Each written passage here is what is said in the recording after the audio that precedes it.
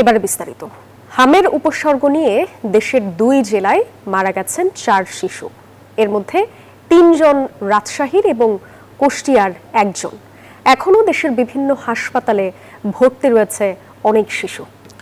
সংক্রমণের উচ্চ হার ঠেকাতে ঝুঁকিপূর্ণ 30 উপজেলায় রোববার থেকে হামের টিকা দেয়া শুরু করছে সরকার। আর স্বাস্থ্যমন্ত্রী জানালেন 6 থেকে 59 মাস বয়সী দেশের সকল শিশুকে টিকার আওতায় আনতে চায় সরকার। উচ্চ সংক্রমণশীল হামের ভাইরাস আতঙ্কে এখন সারা দেশ। হামের জীবাণু নিয়ে সব বয়সের রোগীরাই হাসপাতালে আসছেন। তবে 6 মাস থেকে 5 বছরের শিশুরা বেশি আক্রান্ত হচ্ছে এই রোগে। হামে আক্রান্ত হয়ে এখন পর্যন্ত 50 শিশুর মৃত্যুর খবর পাওয়া গেছে সারা দেশ থেকে। বিশ্ব স্বাস্থ্য সংস্থার প্রতিবেদন বলছে, সারা দেশে ছড়িয়ে পড়া এই ভাইরাসে আক্রান্ত প্রায় 700 জন।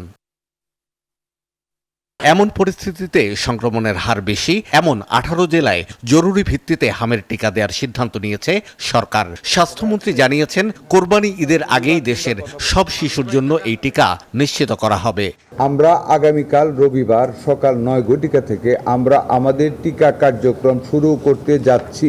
18টা জেলার অধীনে 30টা উপজেলাকে আমরা হিট করতে চাচ্ছি। এখন ওইখানের মিজেলসের আক্রমণটা বেশি বিদায়। প্রাথমিকভাবে 30 উপজেলার 12 লাখেরও বেশি শিশুকে টিকা কার্যক্রমের আওতায় আনবে সরকার। ফার্স্ট হিটে নিয়েছি, ফার্স্ট কনসিডারেশন নিয়েছি 6 মাস থেকে 59 মাস, মানে 5 বছর থেকে 1 মাস কম।